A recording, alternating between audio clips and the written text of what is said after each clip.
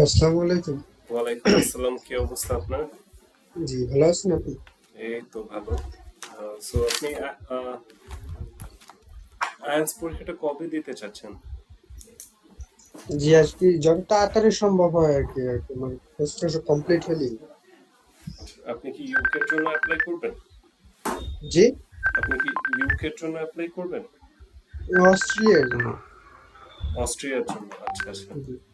So এর আগে কি আপনি কোনো আইএলটিএস এর কোচিং করছেন বা ক্লাস করছেন? না, না, না, এর আগে কিছু করিনি। সো আইএলটিএস এর কোয়েশ্চেন প্যাটার্ন সম্পর্কে কোনো আইডিয়া আছে? না, আমি একদম মানে প্রাথমিক শুরু থেকে। আচ্ছা আচ্ছা। আর এমনি আপনার ইংলিশ প্রফিসিয়েন্সি কিরকম, মানে আপনার যদি বিগিনার নাকি মিডিয়াম টাইপের না অ্যাডভান্স? অত ভালো না আর কি। আচ্ছা আচ্ছা। ওকে, ওগুলা মানে আপনার যখন একটা মক টেস্ট নিব আমি বুঝতে পারবো। সো আমি আজকে আপনার সাথে আর কি ইন্ট্রোডাকশন ক্লাস, যেহেতু মানে বেসিক ইনফরমেশন গুলো শেয়ার করি।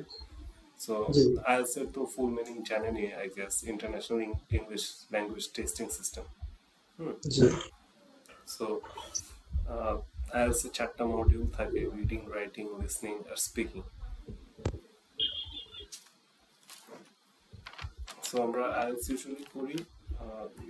আইএলটিএস আবার দুই টাইপের হয়, লাইক জেনারেল আর একাডেমিক। তো আপনি যেহেতু স্টাডি ভিসা যাবেন, আপনার জন্য একাডেমিক। তো আমরা ইউনিভার্সিটির জন্য অ্যাপ্লাই করি, তখন ইউনিভার্সিটি আমাদের কাছ থেকে একটা ইংলিশ প্রফিসিয়েন্সি সার্টিফিকেট চায়।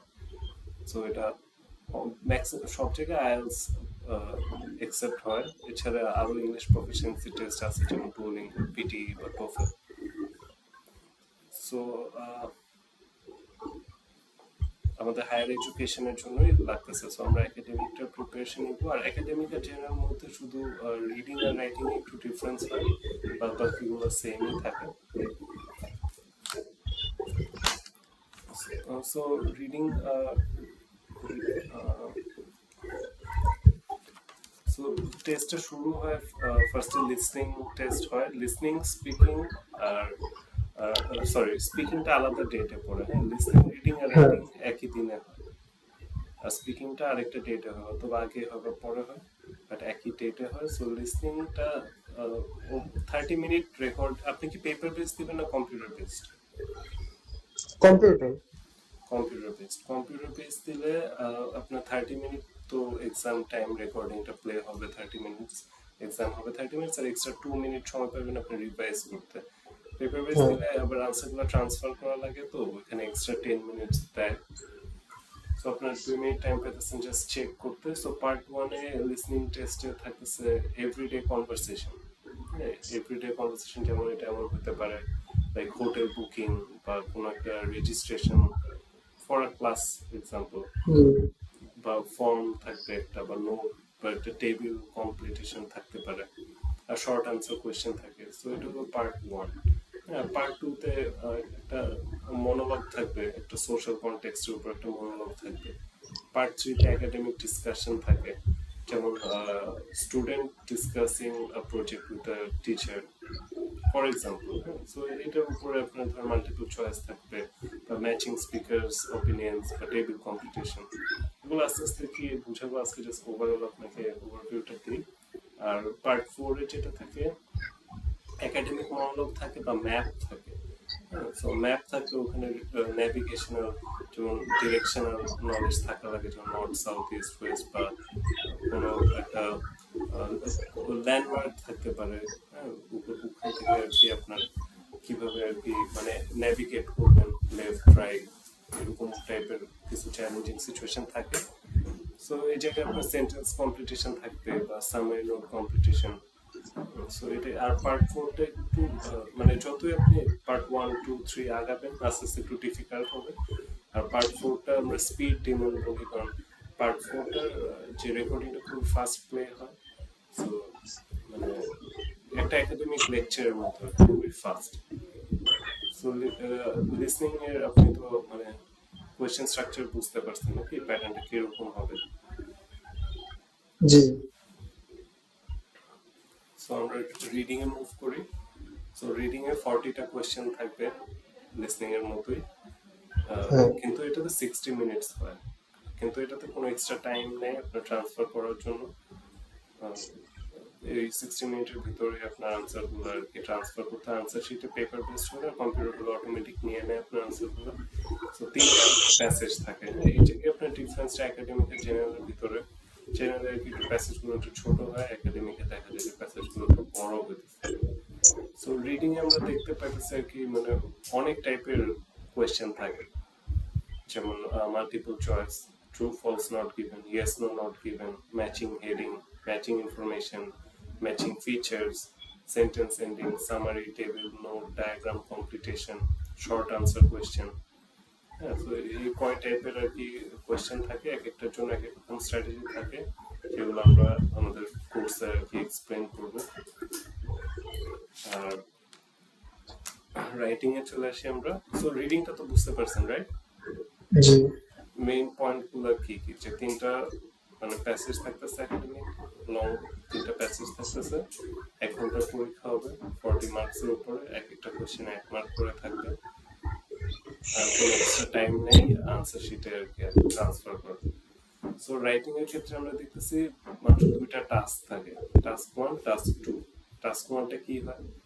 টাস্ক 1টা হয় আপনার একটা রিপোর্ট রাইটিং বা সামারি রাইটিং। হ্যাঁ, তো এটার নিয়ম আছে, টেকনিক আছে, আপনার বিভিন্ন রকম গ্রাফ থাকতে পারে, চার্ট থাকতে পারে, বার চার্ট থাকতে পারে, পাই চার্ট বা ডায়াগ্রাম থাকতে পারে। হ্যাঁ, সো ওখানে আপনার ডেটা দেওয়া থাকবে, ভিজুয়াল ডেটা দেওয়া থাকবে, ওটার উপরে আপনার 150 ওয়ার্ডে আর কি সামারাইজ করে একটা রিপোর্ট লিখতে হবে। আর টাস্ক 2 তে 250 ওয়ার্ডের একটা এসে লিখতে হয়। বুঝতে পারছি। সো এখানে আপনি একটা টপিক ডিসকাস করতে পারেন বা আপনার অপিনিয়ন দিতে পারেন বা সলিউশন বা আপনি আর্গুমেন্ট করতে পারেন। সো 5 টাইপের এসে হয়। অপিনিয়ন বেসড এসে যেটা, ওটা আপনি এগ্রি করেন না ডিসএগ্রি করেন, এটা নিয়ে ডিটেইল ভাবে লেখা লাগে। এর স্ট্রাকচারটা আপনাকে আমি পরের জন্য আমরা কন্টিনিউ করবো, লেকচারে বুঝাবো। আর ডিসকাশন বেসড, যেখানে 2টা পয়েন্ট দেওয়া থাকবে, 2টা পয়েন্টই আমার ডিসকাস করতে হবে। আর প্রবলেম সলিউশন বেসড এসেগুলোতে প্রবলেম দেওয়া থাকবে, এটা সলিউশন কি, আর অ্যাডভান্টেজ ডিসঅ্যাডভান্টেজ আপনার বলতে হবে যে does the advantages outweigh the disadvantages or the disadvantages outweigh the advantages। আর ডাবল কোয়েশ্চেন মানে এখানে ডাবল কোয়েশ্চেন টাইপ যেটা থাকে, ওটাতে 2টা কোয়েশ্চেন থাকবে, 2টা আপনার অ্যাড্রেস করতে হবে। সেগুলোর কি কোনো এমনি কোশ্চেন প্যাটার্ন আছে যেগুলো আর কি দেখে আর কি বোঝা যাবে? হ্যাঁ, ওগুলো আপনাকে আমি সবই প্রোভাইড করবো, বাট মানে আপনার আজকে একটা জেনারেল বেসিক একটা আইডিয়া দেওয়া, ফার্স্ট ক্লাস ইন্ট্রোডাকশন ক্লাস, আপনার জি মানে বুঝতে পারছি। আইএলটিএস এর পুরো টেস্ট ইন্ট্রোডিউস করা, আপনার সিস্টেম সবই আপনি পাবেন আমার কাছ থেকে। আর স্পিকিং আমরা এসে পড়ছি, রাইটিং তো বুঝতে পারছেন, রাইট? 2টা টাস্ক। জি দেখুন। টাস্ক 1, রিপোর্ট বা summary writing based on visual data from chart, pie chart, diagram. আর টাস্ক 2 হলো এসে রাইটিং, 5 টাইপের এসে হয়, 250 ওয়ার্ডে আর ওটা হলো 150 ওয়ার্ডে। তো এসব করতে গেলে আমরা 20 মিনিটস টাস্ক 1 এ স্পেন্ড করবো, আর বাকি 40 মিনিটস টাস্ক 2 তে। আর স্পিকিং আমরা এসে করি, স্পিকিংটা টাইমটা খুবই শর্ট, এটা মানে হাইয়েস্ট 14 মিনিট বা 15 মিনিট হয়। হ্যাঁ, সো স্পিকিং জিনিসটাকে আপনার যত ভালো হবে স্পিকিং, ততই লং হবে টেস্টটা। আর যদি স্পিকিং আপনার অতটা ভালো না হয়, খুব তাড়াতাড়ি টেস্টটা শেষ হয়ে যায়। যেমন আপনাকে একটা প্রশ্ন করছে, উত্তর দিতে পারতেছেন না, তখন বলা আছে your interview is over.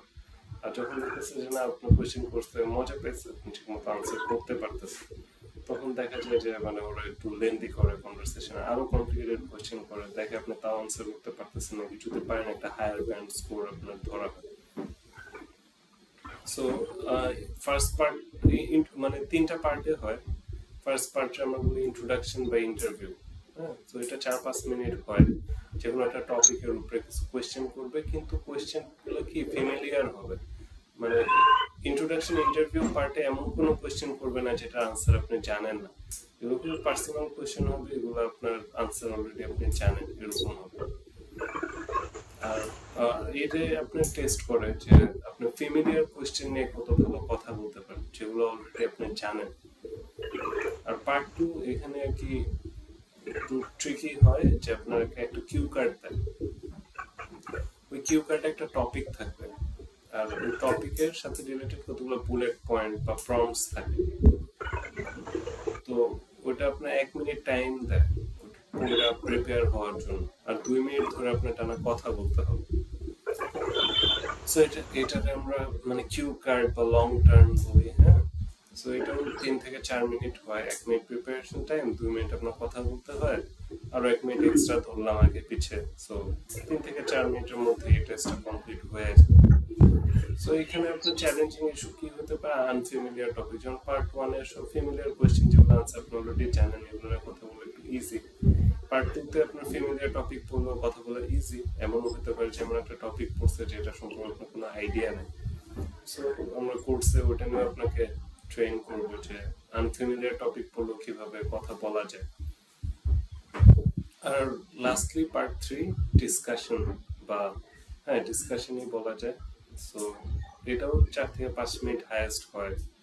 So ডিসকাশনে কি থাকে, মানে এটা অ্যাবস্ট্রাক্ট বা ওপিনিয়ন বেসড কোয়েশ্চেন করা হয় রিলেটেড টু পার্ট 2। এটা হলো মজার ব্যাপার যে পার্ট 2 তে আপনার যে টপিকে 2 মিনিট কথা বলতে হচ্ছে আপনার, ওই টপিক রিলেটেড কোয়েশ্চেন্স থাকতে পারে। ইভেন ডিরেক্ট আপনি কি বলছেন ওইখান থেকে ওরা এক দুটা প্রশ্ন করতে পারে।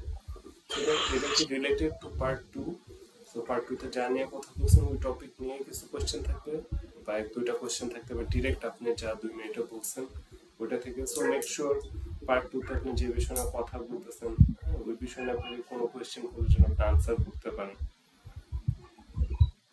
সো কমন কি টপিক থাকে স্পিকিং এ?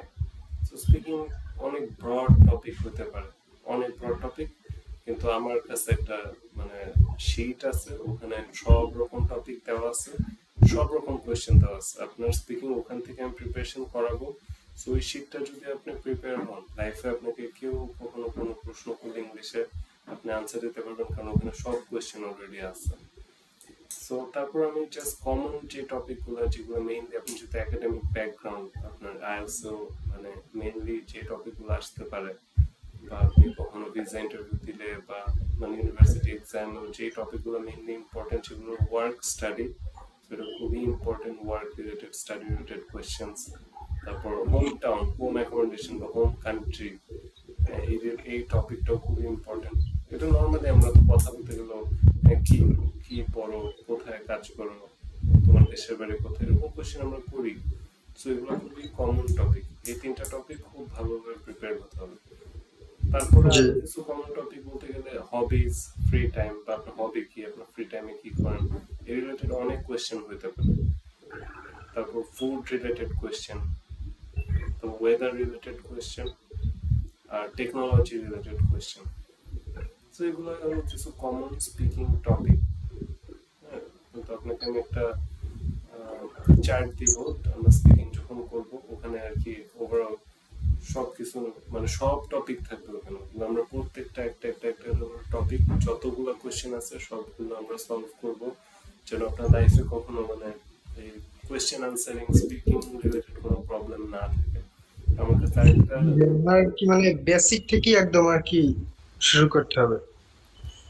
বেসিক থেকে আমরা শুরু করবো, সমস্যা নেই। আপনার একটা মক টেস্ট নেওয়ার পরে আমি ধরুন কালকে আমরা যখন বসবো 5টায়, আমরা একটা স্পিকিং মক টেস্ট নিয়ে শুরু করবো। ওটা জি। ওটা দিলে আমি বুঝতে পারবো যে আপনার কি অবস্থা। সো আপনার স্পিকিংটা আজকে আমি এক্সপ্লেন করে দিলাম, আপনার কোনো মানে কোশ্চেন থাকলে বলতে পারেন। জি, বুঝতে পারছি। সো আমি যেভাবে বলছি এভাবেই আপনার স্পিকিং কালকে একটা মক টেস্ট হবে, আপনি প্র্যাকটিস করবেন। আপনাকে আমি একটা লিঙ্ক দিচ্ছি, এটা খুবই ইম্পর্টেন্ট একটা লিঙ্ক। এটার ভিতরে আপনি ফ্রিতে আইএলটিএস এর মক টেস্ট দিতে পারবেন, আর সব আপডেটেড এখানে মানে রিসেন্ট যে পরীক্ষাগুলো হয় সব আপডেটেড হ্যাঁ। কোয়েশ্চেন্স এখানে আছে। এটা একদম ফ্রি। এটা মানে এটা যে আপনার কত হেল্প করবে, আপনি যদি রিয়েলি প্র্যাকটিস করেন সিরিয়াসলি, এটা আপনার অনেক হেল্প করবে। সো আপনার আমাদের যে গ্রুপটা আছে ইন্টারনেট টেস্ট গ্রুপ, এখানে আমি একটা লিঙ্ক দিচ্ছি। এই লিঙ্কে যা আপনি ফ্রিতে সাইন আপ করতে পারবেন। আপনার গুগল আইডি থাকবে বা ফেসবুক থাকবে, বা নতুন করে আপনি রেজিস্ট্রেশন করে একটা আইডি খুলে নেবেন। সো সেই লিঙ্কটা কি হোয়াটসঅ্যাপে দিছেন? হ্যাঁ, হোয়াটসঅ্যাপে আমাদের গ্রুপটাতে দিছি। আসে নাই? ও সরি আরেকটা টেনে দিছি, এক সেকেন্ড।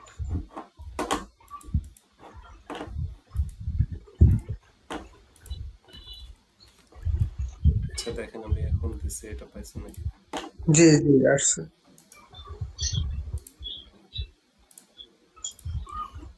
তো এই লিঙ্কটাতে যে আপনি ফ্রিতে আপনি রেজিস্ট্রেশন করবেন। রেজিস্ট্রেশন করার পরে আপনি এখানে আপনি রিডিং, রাইটিং, লিসনিং, স্পিকিং সবগুলো হ্যাঁ মডিউলস দিতে পারবেন। আমি সাজেস্ট করবো স্পিকিংটা আপনি আমার সাথেই দেন, বাকি মডিউলগুলো এখান থেকে আপনি সবসময় দিবেন। আর এটা খুব সুন্দর টাইম ম্যানেজমেন্ট, আপনার কোনো ফাঁকিবাজি কোনো ওয়ে নেই, টাইম থাকে, ওই টাইমের মধ্যে আপনার টেস্টটা সলভ করতে হবে। যতটুকু জি করছেন অতটুকুর আপনার মান কি দেয়, কি কি ভুল হয়েছে কি কি ঠিক হয়েছে সবকিছু আপনার শেয়ার করে টেস্টের শেষে। সো হ্যাঁ খুবই হেল্পফুল এটা। এখানে আপনি অনেক টিপসও পাবেন, প্লাস অনেক কন্টেন্ট আছে। এরকম আপনার অনেক ইম্পর্টেন্ট জিনিসে আপনাকে দিব, যেটা আপনার হেল্প করে মডিউল ওয়াইজ আমি আপনার রিসোর্সেস দিব। সো মানে স্পিকিং রিলেটেড আপনার কোনো কি আর কোয়েশ্চেন আছে? মানে আর কোনো কিছু না। বুঝতে তো পারছেন, পার্ট 1 ইন্ট্রোডাকশন ইন্টারভিউ, এখানে ফ্যামিলিয়ার কোয়েশ্চেন থাকবে, সেগুলো আনসার জি আপনি অলরেডি জানেন। পার্ট 2 1 মিনিট ধরে আপনি মানে টপিকটা দেখবেন, টপিকে কিছু পয়েন্টস আছে ওগুলো দেখবেন, আপনি যখন কথা বলবেন ওই পয়েন্টস গুলো হিট করতে হবে, 2 মিনিট ধরে কথা বলতে হবে। আর পার্ট আচ্ছা 3 হলো ডিসকাশন বেস, আপনি পার্ট 2 তে যেই টপিক নিয়ে কথা বলছেন ওই টপিক রিলেটেড কোয়েশ্চেন থাকতে পারে, বা আপনি যা বলছেন ওই রিলেটেড ডিরেক্ট কোয়েশ্চেন থাকতে পারে, 1-2টা।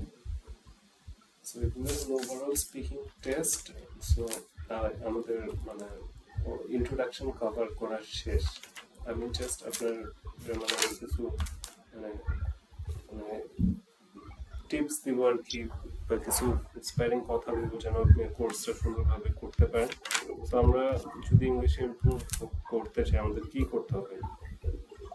বেসিক্যালি আমাদের নিজেদের সেলফ ডেভেলপমেন্টে নিয়ে আমাদের সিরিয়াস হতে হবে, যে হ্যাঁ আমি আসলে ইংলিশ ইমপ্রুভ করতে চাই।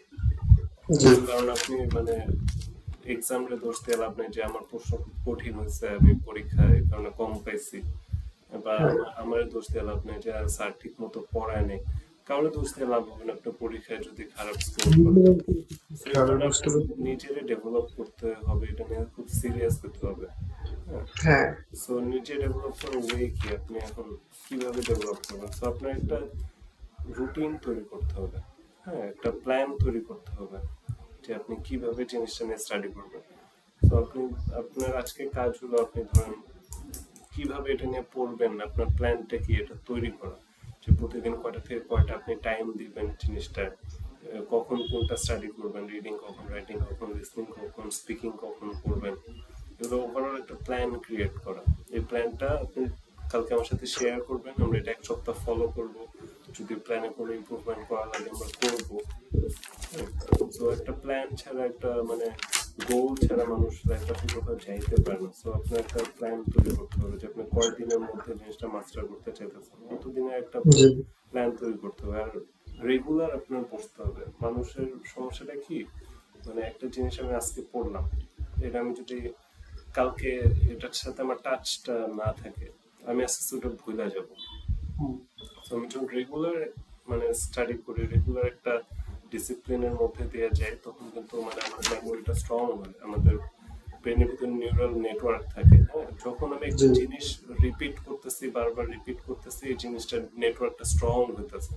হ্যাঁ, এই কারণে আমরা খুব তাড়াতাড়ি মনে করতে পারি ওই জিনিসটা। হ্যাঁ সো এই কারণে আপনার মানে রেগুলারিটিটা মেনটেন করতে হবে। কিছু স্টুডেন্ট আছে দেখা যায় অনলাইন ক্লাসে রেজিস্ট্রেশন করে, কিছুদিন ক্লাস করে পর আর পাওয়া যায় না, বা হোমওয়ার্ক দিলে হোমওয়ার্ক ঠিক মতো করে না। এগুলোর কারণে কি হইতেছে, আপনার যে গোলটা যে বাইরে যাবেন, লং টার্ম গোল হলে আপনি বাইরে যাবেন, ওই জিনিসটা থেকে আপনার ডিসকানেক্টেড হয়ে যেতেছেন।